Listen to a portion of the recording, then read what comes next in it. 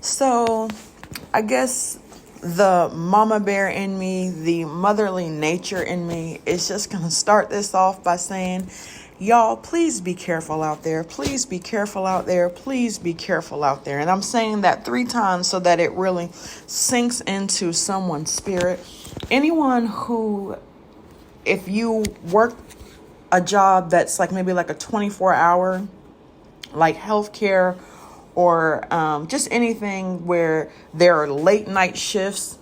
If you're someone who works the later shifts and it causes you to have to be out late at night, I am just urging you to please be careful, because I'm hearing there are traps. I'm hearing there are traps. They are setting up traps, both metaphysically and physically.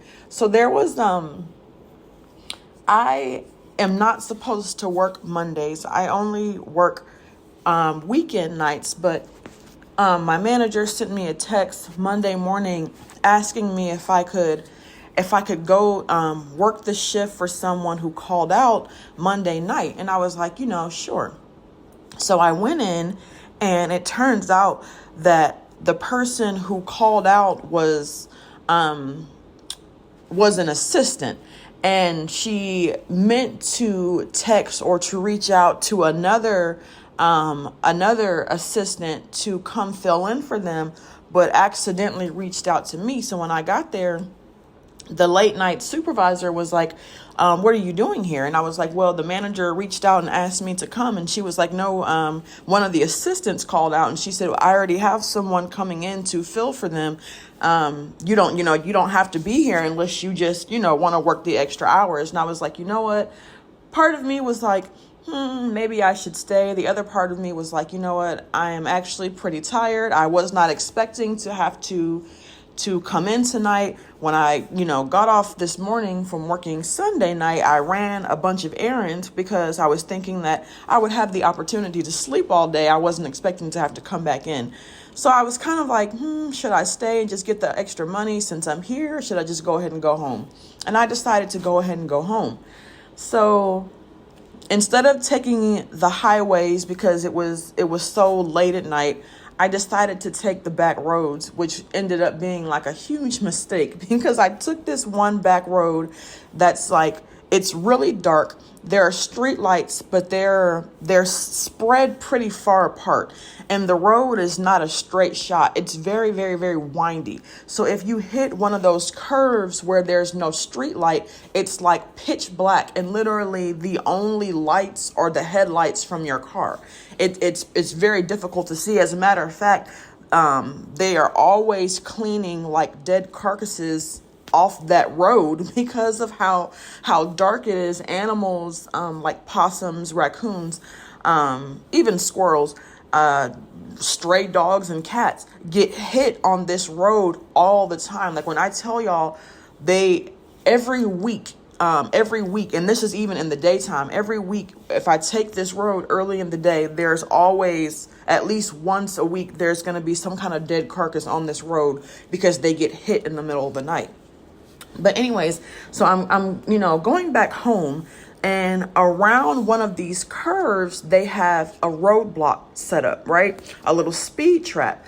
But typically how they have the roadblocks set up, when they're doing a roadblocks, the police officers will be on both sides. Like it'll be one on this side and one on that side. And that's how you know it's a roadblock, because both lights will be flashing. Well, just so happened last night, the police car was only on one side of the road with the lights flashing. So as I'm coming around this curve, and I'm already going slow because of how dark it is, and because it's a curve, because there's only one car on the side of the road, in my mind, I'm thinking they pulled someone over, because like I said, it's dark, it's windy, and people are always speeding down this road. So they set up speed traps on this road all the time.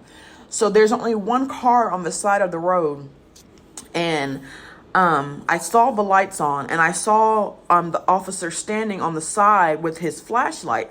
So I'm thinking, okay, they must have pulled someone over. So I take my foot off the gas so that my car would slow down, but I didn't actually hit the brakes because I wasn't actually intending on stopping because I thought that they had just pulled someone over. And I was thinking in my mind, like, this was a horrible place for someone to stop because you're on a curve and there's no street light on this curve. And like literally anyone coming around the curve is not going to see you until they get on the other side of that curve, which is where, he was parked. So, my car starts to slow down because my foot is off the gas.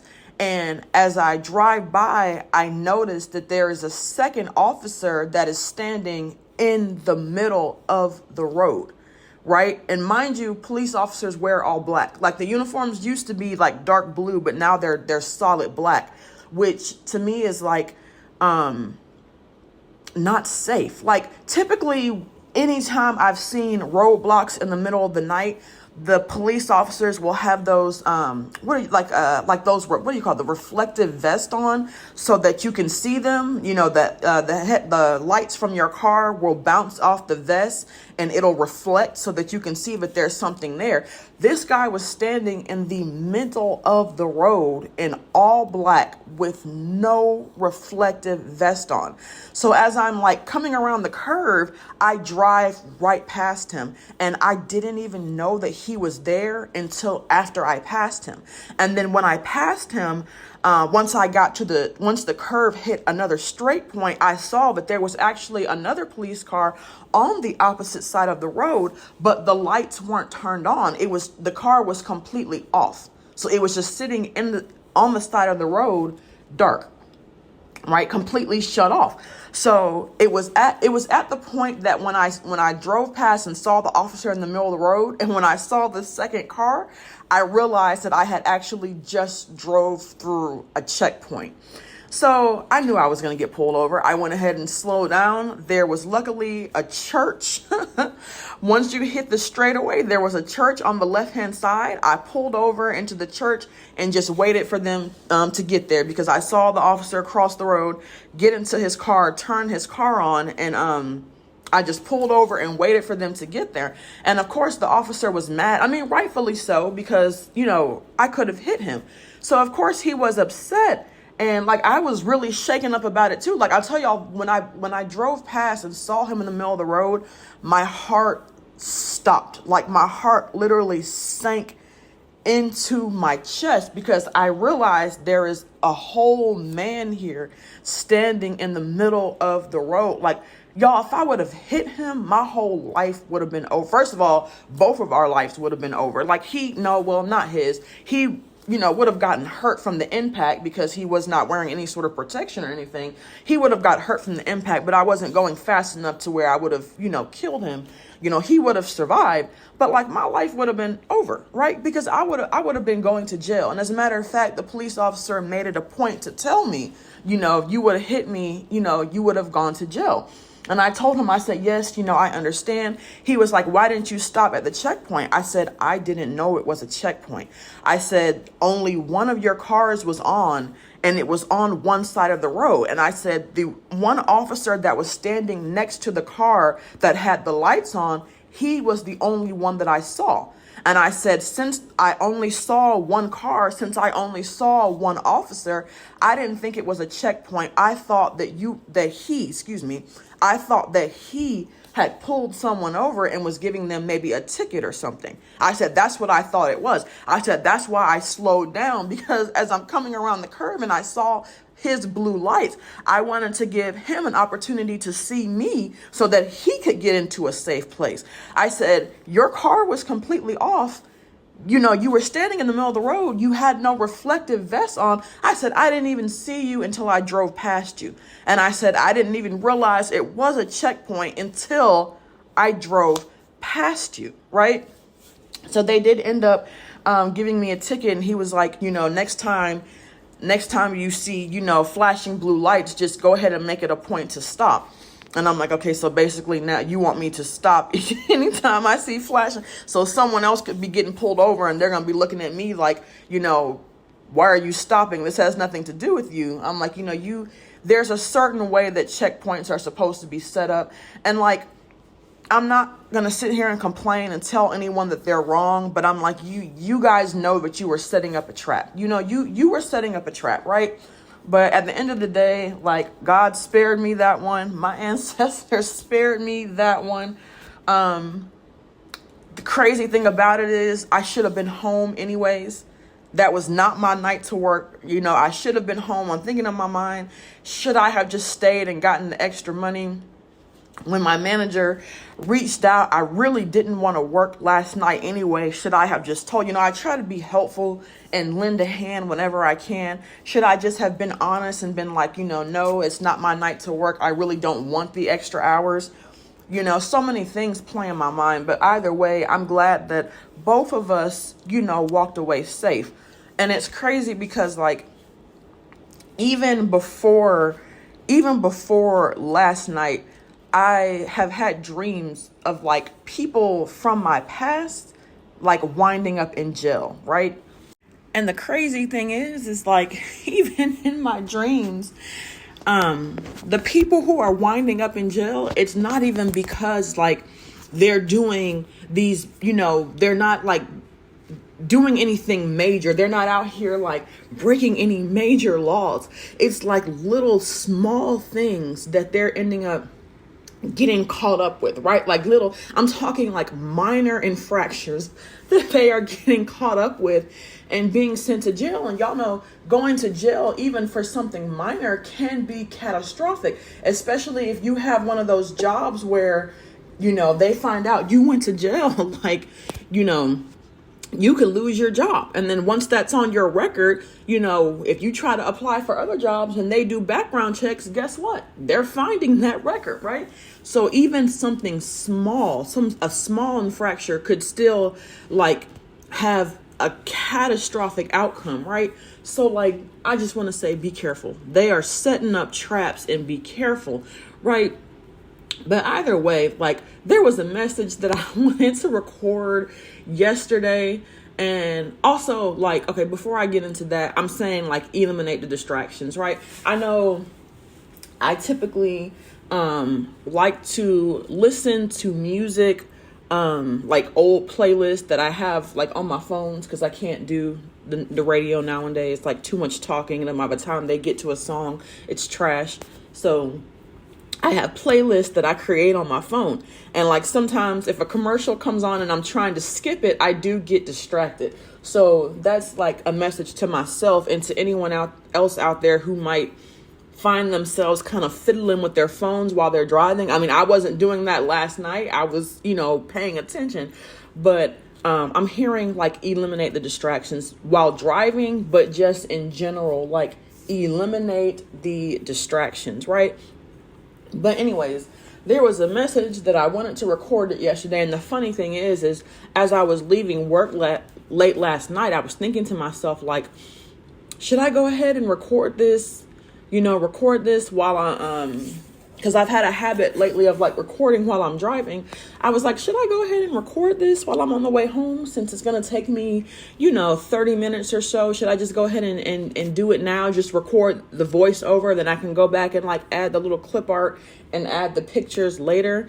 But something in me was like, no, like, right now is not the time. So instead, like, I put on one of my playlists and I was listening to that instead. But now, y'all, I don't know. But anyways, like, the message that I was intending on recording yesterday is that someone has reached a new level. And I like that song. I'm on a new level came in on another reading that I did. But now I'm hearing I'm on a new level. Like, you're on a new level. Like, you've gone up another level. Like, another spiritual gift has been bestowed upon you, right? Or you have strengthened. You're strengthening, right? So this dream was really strange, right? So I had a dream where, and, like, it's crazy because, like, my twin flame is heavily religious, right? Heavily religious. To the best of my knowledge, I've never even known him to be into spirituality. But I ended up having a dream, and this was, like, some months ago. And I actually did, like, I don't remember if I think I did do a video on it. I don't remember which one it is though, where I was like someone's twin flame went and got a reading done on them, right? So I had a dream one night that my twin flame got a reading done on me, right? By this reader. And then I ended up getting this download that both my twin flame and the reader were going to be punished. So when I ended up having that one dream where, like, you know, the angels of war had come down and like the earth had been destroyed, and even as, you know, people were gathering, the survivors were gathering, they were still like handpicking people out and like, you know, oh no, like you weren't supposed to make it, you're still going to be punished. And in that dream, my twin flame was actually one of the ones that they picked out, and I literally like jumped in front of him and I'm like crying and I'm like, please no, like not him or whatever. And I didn't understand why. Like in that dream, like I didn't understand why, right? And come to find out, like it was because he had gotten a reading on me, and the reader that he used was someone who was like breaking spiritual laws and entering people's energy without, you know, without their permission and without the permission. Like it's possible for someone to go to a reader and get a reading on someone else, but there's only certain information that you're privy to. Like you're supposed to ask for permission from that person's spiritual team, their ancestors, and they may say yes, they may say no, but there's only like certain information that you're privy to. If you start digging in too deep, you know, into things that you're not supposed to be accessing, there are consequences for that. So he actually got himself and that reader, you know, in spiritual trouble for doing that. But either way, like I didn't even think about it at the time that, you know, hey, I'm watching this person like do a reading on me. I didn't really focus in on that at the time. But I ended up seeing like there's this one YouTuber that I follow or whatever, and she did this one reading that really resonated with me. So I reached out to her and I was talking to her, and I asked her for a reading to dig in a little bit deeper because something that she said really resonated with me. And I do not tap into other people's energies. Like if I dream something and I get information, you know, that way, or if I see things in my dreams, that's one thing, because that's astral projection, right? But as far as like reading someone specific, like collective readings are one thing. But as far as picking one individual like that I know and doing a specific reading on that individual, like tapping into that individual's energy, I don't do that. I don't do that. I don't tap into any one specific person because I don't ever want to, you know, cross a boundary. But there was something that I wanted to know, and right or wrong, if other readers do it, you know, if someone else has been like practicing for a lot longer, and if they do it, then, you know, I guess that's your call, right? So I asked a question about a situation that I was in, right? And the crazy thing about it is, I reached out to her or whatever, and I know exactly when she did the reading, because when I went to sleep that night, I had a dream where I was actually watching her. I was watching her perform the reading. I was watching her pull the cards. I was watching her access me and getting like, you know, specific information from not that person. I did not ask her to access that person, because that would be like hypocritical for me to be like, oh, I don't want to access this person, but you can access this person. I was asking her to access me to see if maybe there was something that I may have missed about another person, right? So I like, you know, as soon as she was at her table doing her setup, and as soon as she like started saying my name, I zoned in, right? And I'm there. So I'm sitting there and I'm watching her.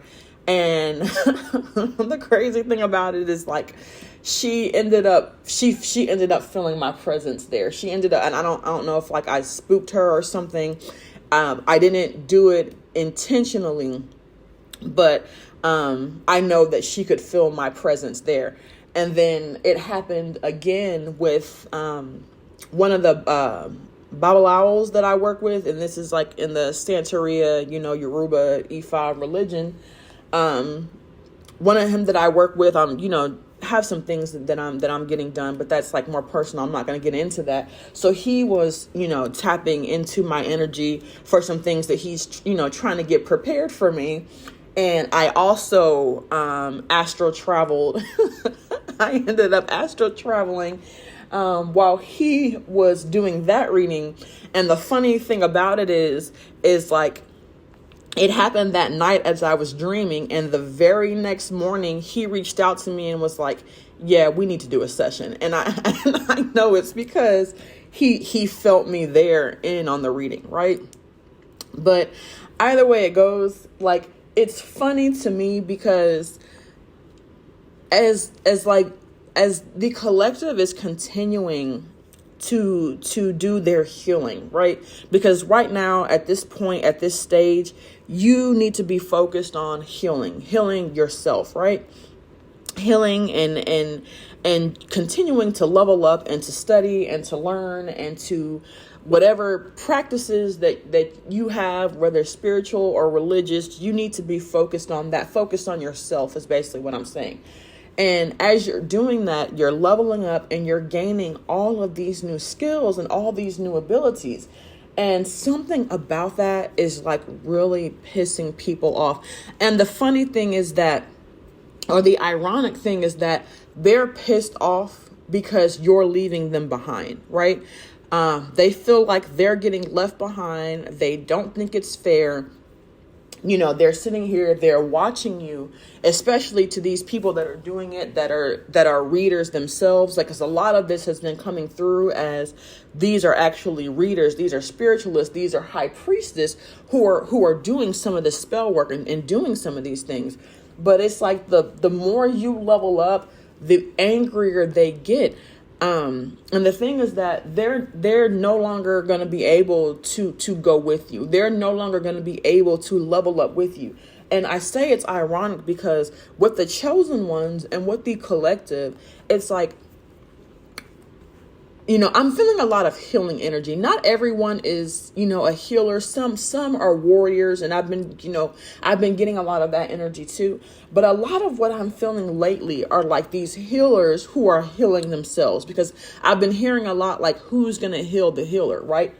You're a healer. You can heal yourself. Another healer can heal you, but as a healer, you can heal yourself. So as the healers are healing themselves, like, all of, these people who are mad and who are upset because they're seeing all of these good things coming into your life, and they're setting up traps. They're doing spell work. They're trying to do anything that they can to stop your progress. And the crazy thing about it is every time they do something to stop your progress, what it ends up doing is leveling you up another level. Right? For those that are illegally tapping into your energy, for those who are pretending to be you, because I've seen some of that too. Where, there are people out here actually pretending. I'm hearing masquerade. They are masquerading to be the chosen ones. And as they're doing that, they may get away with it for a little while. When I say a little while, I mean a little while. But eventually that mask is going to fall off. Eventually that charade is going to end. And when they do, and it gets uncovered, guess what? You actually end up leveling up another level. So everything that they're doing is backfiring. And you are so loving. You are so kind. You are so caring. You are so giving. I'm hearing it's giving. You are so giving that if this person would have played their cards right, they would have leveled up with you. And for some of y'all, I'm getting that y'all are so giving that when this big financial blessing coming through, because for some of y'all, it's going to be a big financial payout. Some of y'all are so giving that you would have actually cut this person in. Even if I'm hearing like for some of you, I'm hearing like someone out there is starting some kind of business. Maybe spiritual, may not be, right? Someone out there is starting some kind of business, and you are so so loving that you're the type of person where you're like, hey, anyone who started from the bottom with me gets to go to the top with me. And you're the type of person where you would have taken this person with you. Like, you would have given them a seat at the head of your table with you. Like, I'm hearing like, and y'all, I may get this backwards because I know nothing about business. I'm hearing if you're CEO, they may be CFO, or if you're president, or you're CEO, they may be VP. You know, like, you would have given this person a seat at your table. But because this person was so fearful, because this person was so afraid of getting left behind, what they ended up doing was, instead of just working with you and continuing to level up with you, instead of y'all, I'm hearing like taking this train or doing this, taking this trip together, which if y'all would have, y'all would have been too, I'm hearing powerful. I'm hearing y'all would have been two forces to reckon with if y'all would have done this together. But because this person saw something in you, and like I said, there's levels to this. Some people agree with that. Some people don't, and that's fine. But with spirituality, even with the angels, there's a hierarchy. Like, there is a hierarchy, you know, take it or leave it. That's your personal choice. But for some of y'all, this person that you were working with, this, whether it be a friend or a family member or another spiritualist, this person ended up finding out that you were higher up than they were, and they got jealous, they got upset. So instead of you all, you know, doing this together, they made it their mission to stop you, or, well, they know they can't stop you. Let's make that clear. They know they can't stop you, but they made it their mission to put roadblocks. They made it their mission to put roadblocks in your way in order to slow you down. But the thing is that it ended up speeding you up. It ended up speeding you up. And now that they've done that, not only are they going to get punished, and it's because they won't stop. It's like they won't stop. Every time you level up, it's like they take it up a notch. They won't stop. And they're going to have some serious consequences for that. Someone's going to end up going to jail, right? I'm just thankful it was not me, but someone is going to end up going to jail because of the chaos that they are continually trying to bring in your life. I'm hearing someone is not going to be spared. Someone's not going to be spared. And, you know, you can't compete where you can't compare. You know, at this point, you all could have worked together, but because they decided to make it a competition, and you were trying to make it a partnership. Your goal was to make it a partnership, but they were so consumed with jealousy and envy that they made it a competition. And now the Most High is showing them, your ancestors, your spirit team, the archangels are showing them, oh, you wanted to make it a competition. Well, love, you can't compete where you don't compare. So now you get nothing. You know, now you get nothing. Whereas you would have had a seat at the table. I'm hearing, well, I don't know why I'm hearing like the Jeffersons finally get a piece of the pie. You know, what is it? Something fish don't fry in the kitchen. Something don't burn on the grill. It took a lot of trying just to get up that hill. But now we're up in the big leads. It's our turn at bat. Something. Y'all, I don't even know the words to it. If you know the song, if you remember the Jeffersons, Moving On Up, that's what the song is called, Moving On Up. But that's like legit what I'm hearing. It's crazy that the song is coming through and there's still all these blank spots. But I'm hearing you are moving on up. And if they would have played their cards right, you know, they would have gotten a piece of the pie, right? But I'm hearing I'm hearing it's your turn at bat. Like, seriously, it's your turn. It's especially as we're coming in, like, whatever they're doing. And unfortunately, and I hate to say this, y'all, I hate to say this, but, you know, I try to be very careful in what I say, because the last thing I want to do is to put fear in anybody's heart, right? A lot of people will be like, well, the opposite of love is hate, but that's not true. The opposite of love is actually fear. It's fear. Fear is the opposite of love, and fear is very, very, very powerful. So whenever I say, now, if I'm putting a message out there and a karmic hears it, then, let the chips fall where they may. But when it comes to the chosen ones, I try to be careful about how I say things, because I don't want to put fear into somebody's heart, because fear is harder to navigate through than hate is, right? Fear, you can hate someone and eventually those feelings will subside, right? But fear, once you get fear in bed, like you'll have, like, let's say a small child who is chased by a dog at 2, or a small child who remembers jumping in the pool at 6 and almost drowning because maybe their mom was looking away and they don't know how to swim.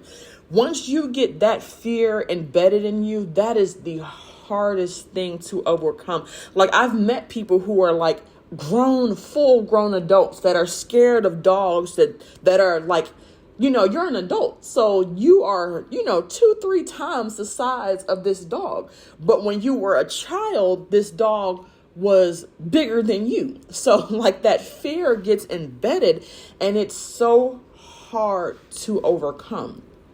It is so hard to overcome, right? So I always want to make sure that I'm careful, that I'm not saying anything that's putting fear. Y'all, excuse me, I'm tugging on my phone and I accidentally pulled the cord out of the wall because I'm trying to charge it as I'm doing this. But I don't want to embed fear into anyone and, and create an extra obstacle that anyone has to try to overcome. But, as we're ending this year, and like I said, next year, 2024, the year of 8 of wands, lots of movement, 8 of cups, because there are going to be things that you're going to be walking away from, things that are going to be, I'm hearing, left in the past. Like, there are things, people from this year, experiences from this year and prior, that you are going to be walking away from as you're walking into these blessings that are coming your way. 8 of wands, 8 of swords, like that feeling of being trapped, like that feeling of being stuck, that feeling of isolation is going to be no more, right? It's going to be no more, because you've been putting in work. You've been putting in work, and that, that 8 of pentacles, that apprenticeship, that work that you've been putting in is about to be bringing in the long-term goals, or you're about to be reaping long-term benefits, I'm hearing, from the work that you're putting in. So as this year of 7 is coming to an end, these karmics, these people from your past are continually kicking it up a notch. They are continually kicking it up a notch, especially for the ones who are into spirituality, who are readers, because they don't know when it's coming. But if anyone can tap into your energy, they know you have something coming. And even for people who aren't spiritualists, like if you've been noticing people have been like moving different towards you, it's because people know that something in you is changing, right? You have something big coming, and I hate to say it, but like if you've been like struggling at your job, if you've been finding it more difficult, if you've been seeing that people are like trying to write you up and trying to get you in trouble, trying to get you terminated, if anyone out there is trying to get you in trouble by the law, I'm just hearing like, just stay on top of it, keep your head up, continue to pray, because I'm hearing they are like pulling all the tricks out there. I'm hearing they're getting to a point of like a last resort. Like they're pulling out the big guns as a last resort, because they are trying to stop these blessings from coming in. And unfortunately, they're not going to be able to do it. Someone out there needs to do a return to sender. I wholeheartedly suggest someone does a return to sender. And this is if you're into spirituality, because like, well, first of all, your team and the Most High is already doing that. But, if you just want to put a little extra protection around yourself, do a return to sender. But I'm hearing somebody already commanded that. Somebody out there commanded that, anyone who does anything against them, it be returned. Someone commanded that anyone trying to enter their energy without their permission be blocked. Someone did that. And it's funny because like, like I work with the Orishas, right? And the warriors, I know that they've been protecting me. I have been told by other spiritualists that if ever I need help, if ever I, need anything as an extra layer of protection, I can ask, when I do my offerings, I can ask the Orishas to step in and fight my battles for me. But I have not wanted to do that because of the simple fact that I'm y'all, when I tell y'all they gonna take it too far, and I don't say that because I think it's funny, but it's just the relationship I have with them. They love me, right? The warriors, they love me. And when I tell y'all, if I were to ask them to step in, they are going to take it too far. And I've been told this. Matter of fact, I've been told, and this was when I very first started my journey, I've been told, this is when I very first found out that I was even destined for the path of Santeria, that I had the warriors. This is in the very beginning. I was told I needed to basically beef up my security, right? I was told that I needed to strengthen my spiritual protection because I was told that I have the warriors. And I was told that if I don't go ahead and take care of things that are being done to me, that if the warriors have to step in, they're going to take it too far. I was told that from the very beginning. So I was like, well, let me just go ahead and do this because I've had people who have done things to me, and I'm like, I don't want anyone out here to be getting spiritually attacked because people do things. People are always going to do things. People are petty. I've dealt with that all my life, but I don't want to be out here spiritually attacking people just because they're doing petty things to me, right? I mean, I don't do that, right? Because I'm I, as an empath, I would feel bad if anyone got seriously punished because of me. I would feel responsible for that. I would feel bad. But with the attacks that are happening and with these people resorting to these drastic measures, I'm at the point now where I'm just gonna let the warriors handle it. I'm going to let the warriors handle it. When I do my offerings, I'm going to ask them to step up and to go ahead and fight these battles for me, because these people, they're not going to stop. They're not going to stop. They're getting more drastic. They're getting more desperate. I'm hearing they're getting more desperate.